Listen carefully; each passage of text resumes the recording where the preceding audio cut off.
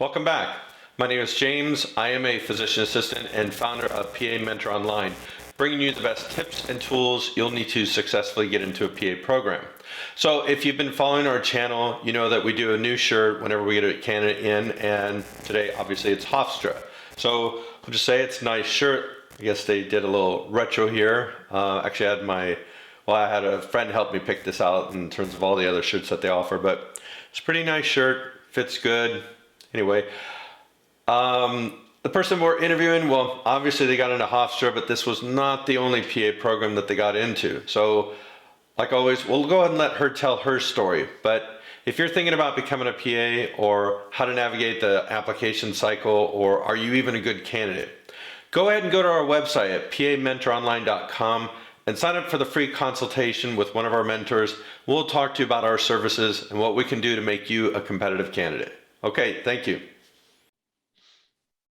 Okay, well, welcome back, everybody. As you know, today is New Shirt Day. I have a student who was recently accepted into, well, actually, she was accepted into multiple programs, but she finally got the call for her #1 school, and she put that deposit down. So I'll let her go ahead and introduce herself and tell you where she's going to PA school.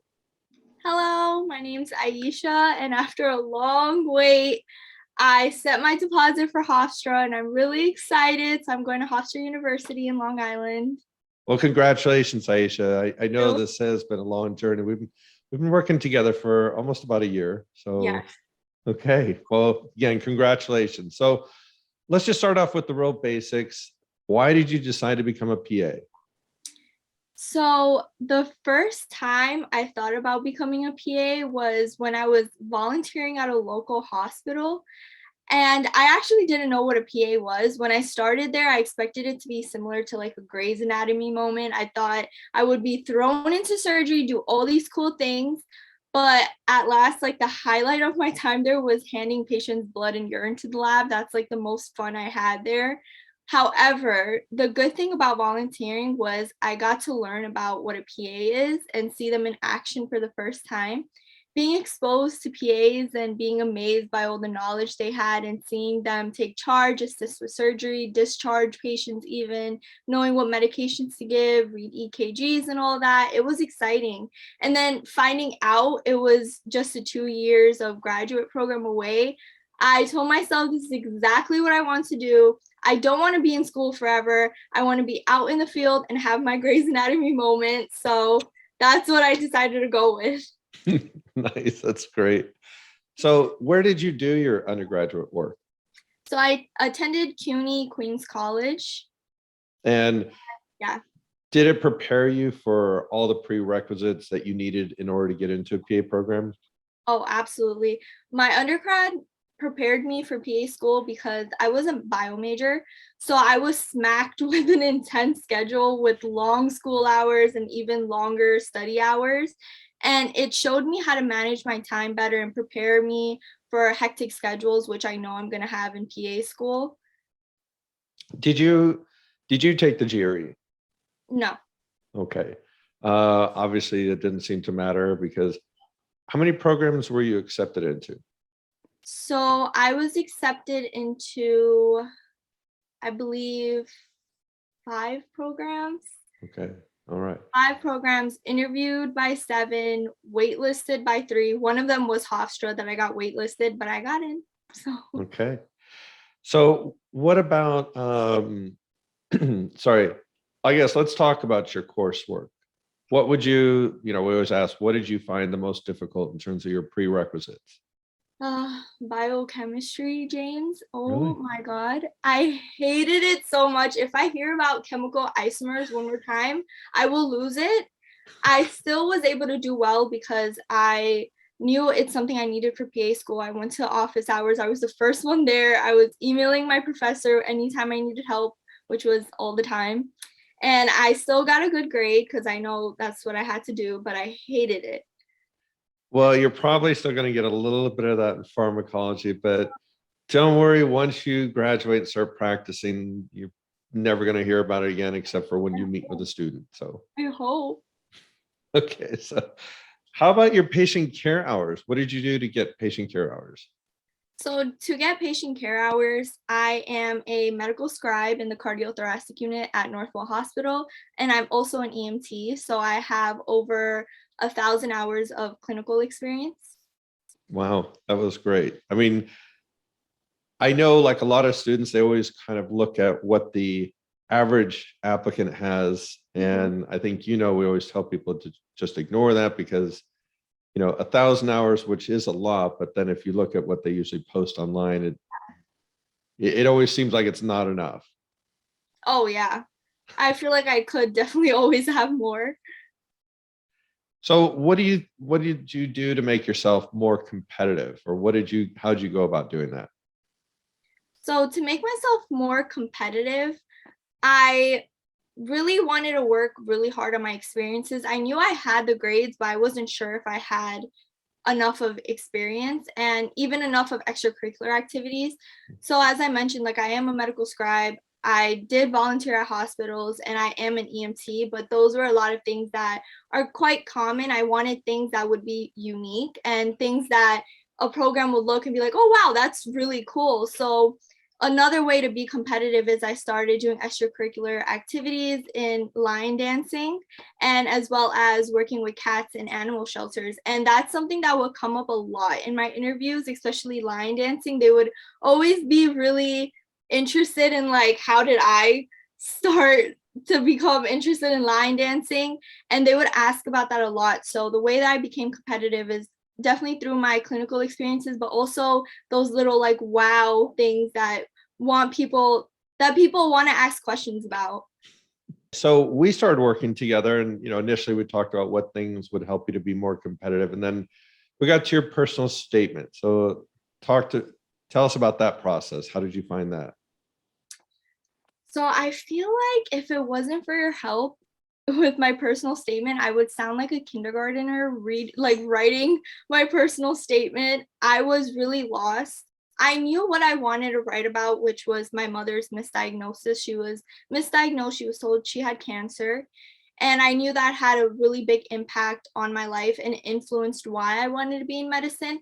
I just didn't know how to articulate things into words. And where you came in is that you really helped me edit it in a way that you knew would appeal to PA schools, and you just knew exactly how to help me put my thoughts into words. Like even now I'm struggling, but that was really helpful. And I don't think have had I feel like I would have a really difficult time if you weren't helping me out, honestly. Okay, well, thank you. Um, how about the programs themselves? So you talked about how many you applied to. How did you go about deciding which schools? I mean, obviously GRE was a factor, but what other criteria did you use to pick which programs you were going to apply to? So I would apply to programs based on reputation. I really wanted to make sure that the school that I'm going to has a great reputation and that they even had quality of education that they would provide. I also care a lot about diversity. I wanted to make sure I'm going in a diverse location. I want to make sure that there's going to be people like me there and I'm not going to just feel like it's just me and feel kind of outcasted. And the reason why I actually did choose Hofstra was because their stats really match their reputation. They have high graduation rates, high first time passing rates, and they had low attrition rates. So that's why I ended up going with Hofstra. And that's what I looked for in a lot of my programs that I applied to. Okay, so for the last few years, we talked to students. You've had a little bit extra that you've had to deal with in terms of an application process, which is COVID. So how did that play into your application, whether it was, I don't know, your academics going online or finding people to shadow your hours? How were you affected by it throughout the application process?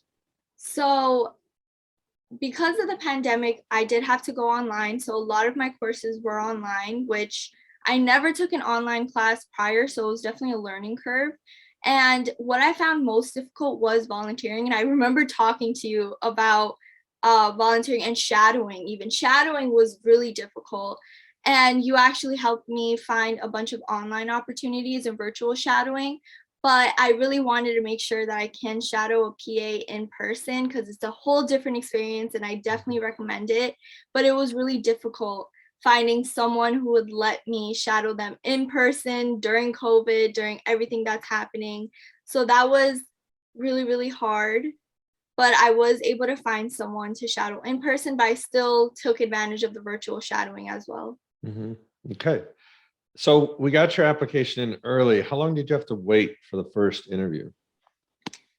So the first interview invite I got was in July, and I submitted my application in May.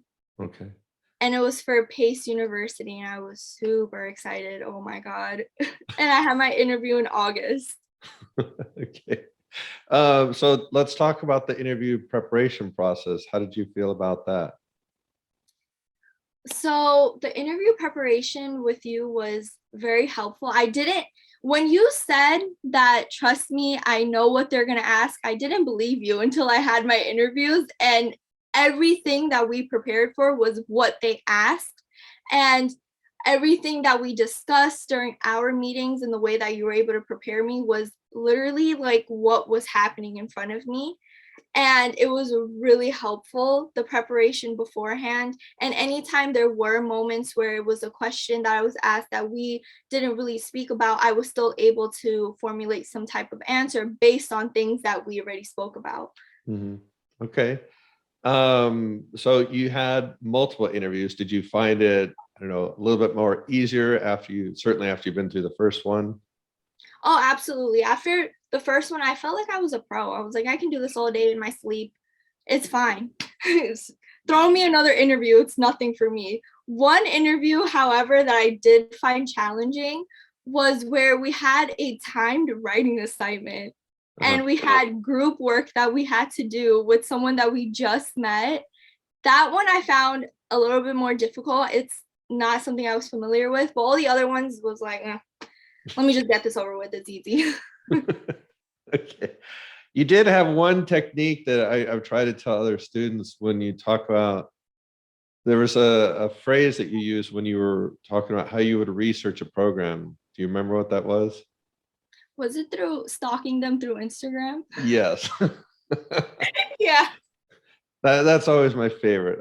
I mean, the first time you said that, I was like, oh, you have to keep that. That was great. Oh, I let the programs know. I'm like, listen, I stalked you. I'm just going to be honest. I stalked you. I went through everything I could with your social media. I know it all. It just really helps you see the program in a different way and actually even see if they really are diverse. Mhm. So you got to stalk them. But it's how you say it. I've actually, like I said, I've brought this up with other students, and they can't quite pull it off the way you do. They don't say it with the confidence that you do. So I've tried it with a few others, and I just like, never mind, just don't say it. But I need them to hear it the way you say it. So that you I just have a believe lot of confidence in you, which we told you need to demonstrate. I believe the way I would say it was, I chose this program because it really signifies diversity. And honestly, I was stalking your program and it seemed like you guys really are about diversity. And I'm not afraid to admit that I was stalking you guys. I would always just throw in Yeah. more of a joke when it came to stalking and they would always laugh about it. But honestly, it's true. I'm I sure. really did stalk your program like a creep. Well, we've told a lot of students, again, I always talk this year in particular, it always is important personality, but I mean, you have such a great attitude and outlook. There's no question that the directors, the people at the program, there were things just about your personality that they like. And, you'll be that way as a provider, and your patients are going to, again, they're probably going to be this big skew. Your doctor's going to be like seeing so many patients, and it'll be like, how come everybody wants to come and see you all the time? Because I'm trying to make people laugh even if they're on their deathbed. You're good at that. Okay. That's So, cool. this is usually what everybody wants to know about is what recommendations do you have for anybody who is just now thinking about applying to PA school, or maybe they're a junior in college and they're thinking, hey, this is something I'm interested in. What would you recommend to someone like this? So, if you are planning to pursue a career as a PA, just remember that it is a journey and it will be difficult at times, but it's super important to keep on working hard and trying your best to become as outstanding and as competitive of an applicant as possible. You want PA schools to remember your application and you don't want to fall into like a faint memory where they forget about you. So gain all the hours you can, experiences you can, grades as you can, personality as you can, and just try and shine as much as you can to really wow them where they want to fight for you essentially. I forgot to mention, so this was your first time applying? Yes, first Okay. time. So overall, do you feel that the service in terms of working with us was worthwhile in terms of your journey getting into a PA program? Oh no, James was absolutely the worst. I did this on my own. Honestly, if it wasn't for you, I would not have had this much success in just one cycle. I've heard the horror stories.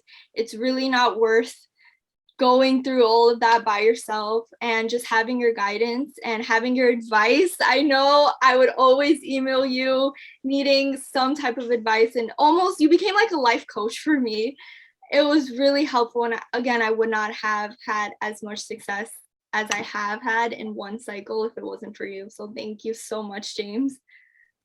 Okay, well, thanks again for the, of course, nice words. I appreciate that. And congratulations again on your success. I know you're going to be a great PA, and hopefully someday, maybe like 5 to 10 years, you'll come and work with us and share your experiences with other students. So, Thank you so much. but certainly keep in touch with us. We're always here to help you. And I Absolutely. appreciate you doing this interview.